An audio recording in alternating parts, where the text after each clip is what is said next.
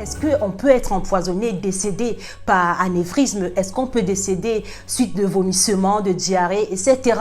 et que c'est lié au poison? Donc aujourd'hui, puisque on en consomme, je viens en parler et je vais parler de manière purement scientifique en tant que nutritionniste. Je vais donner mon point de vue spécialement médical à ce sujet parce que c'est un sujet, oui, qu'on a vu ces dernières années et même sur quelques mois, des personnes qui sont décédées, des personnes qui sont encore hospitalisées jusqu'à aujourd'hui. Alors, je viens vous dire de ma manière, de mon point de vue, sans jugement, sans rentrer dans les détails. Je viens vous dire ce que j'en pense. Je ne vais pas parler de tous les poisons qui existent dans le monde. Je vais pointer un élément qui est fréquent, qu'on retrouve généralement dans les boîtes de nuit, qu'on utilise dans les bars pour empoisonner des gens. Si vous avez vu récemment le hashtag Balance ton bar, c'était bien entendu pour dénoncer, alerter les bars où des personnes ont été empoisonnées, dont les personnes ont été décédées ou même encore hospitalisées ces derniers mois, ces dernières années. Donc voilà, c'est pas curieux, donc c'est courant même. Aujourd'hui, je vais vous parler de ce poison, oui, parce qu'on en consomme, parce que les gens m'ont posé cette question, est-ce qu'on peut trouver des poisons qui sont indétectables dans le corps après, voilà, sur un cadavre en autopsie ou encore sur une personne même après, parce que c'est la dose qui fait le poison. Le poison, c'est une substance qui est capable d'incommoder fortement ou de tuer. Donc, c'est la dose qui va faire le poison. Et puis, les gens ont compris parce que ça va entraîner l'incapacité à résister aux suggestions des personnes, y compris même des inconnus. Donc, si vous consommez ce produit-là, vous êtes incapable de dire non. La question dont on m'avait surtout posée, c'est est-ce qu'un poison peut entraîner des vomissements, de la nausée, qui peut entraîner de la diarrhée et même affecter soit la fréquence cardiaque, causer un arrêt cardiaque ou des soucis par rapport au battement de cœur en général. Donc aujourd'hui, je vais vous parler de ce poison-là.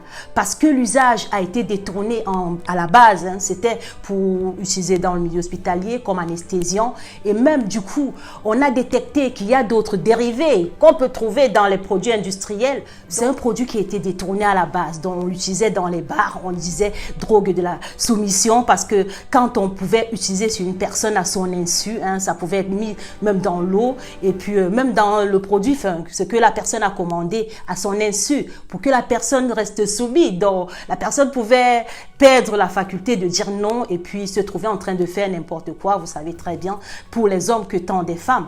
Mais des criminels ont compris qu'on pouvait l'utiliser aussi même pour tuer parce que c'est la dose qui fait le poison. Donc en quelque sorte, on l'a utilisé de façon détournée et on a même retrouvé ces dérivés dans les produits décapants dont les peintres, on retrouve facilement dans les supermarchés certains produits qui vont contenir les dérivés.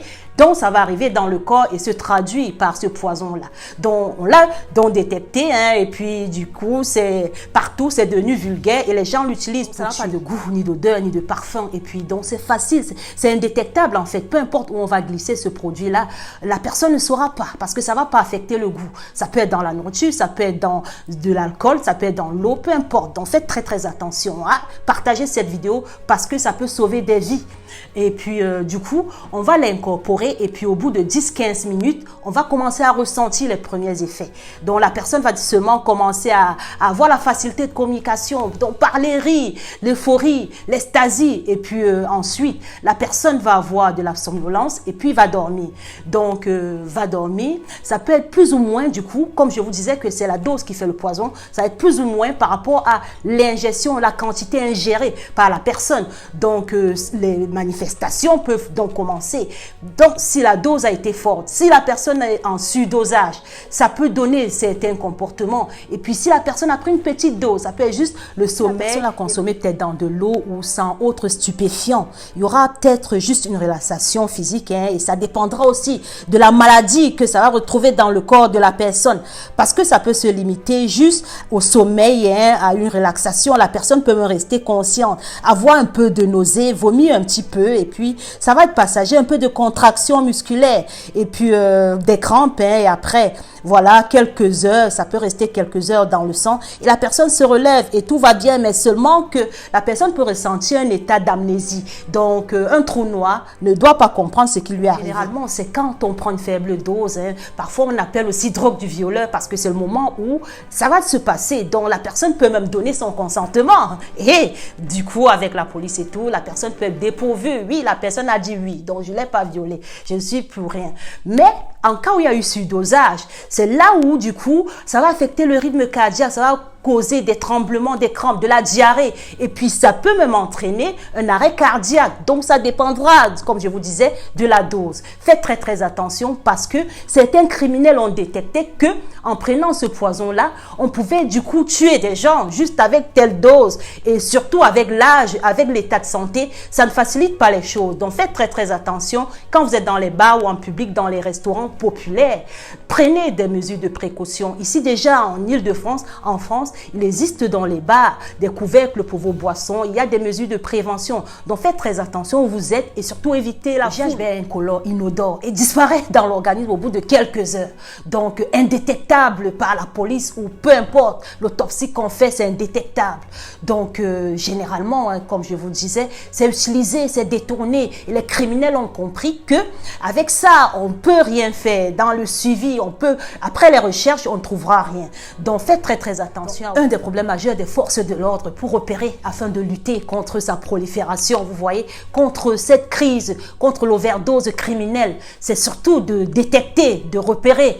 Et puis, ben, comme c'est indétectable, hein, vous voyez, on va avoir des personnes qui vont venir donner des témoignages. Ils ont eu des trous noirs. Pour ceux qui sont des rescapés, mais ceux qui sont morts, ils ne pourront pas le dire. Et puis, on ne pourra rien détecter. Malgré toutes les suspicions, on ne pourra rien détecter à part quelques symptômes dont on a vu. Hein. Donc, ça peut être l'arrêt cardiaque, ça peut être de la diarrhée comme ça qu'on voit, mais sans comprendre. Et puis, ce n'est qu'un détail parce que quand je vous parle du fait que ça réagit par la désinhibition, donc tout ce qui va entraîner la contraction musculaire, qui va entraîner des fortes crampes à fort dose, le surdosage, ça va entraîner ce relâchement aussi des tissus. Ça peut être des tissus pelviens, ça peut être des tissus digestifs. Donc, et puis, ben, du coup, si c'est relâché, imaginez que tout ce qui est dans votre système digestif, dans votre côlon, ça va sortir. Donc, c'est qu'un détail de relâchement. C'est le relâchement est intégral en réalité. Le GBL du solvant à peinture, qui n'est autre chose qu'un décapant ou un solvant industriel, va faire le même effet ainsi que le BD.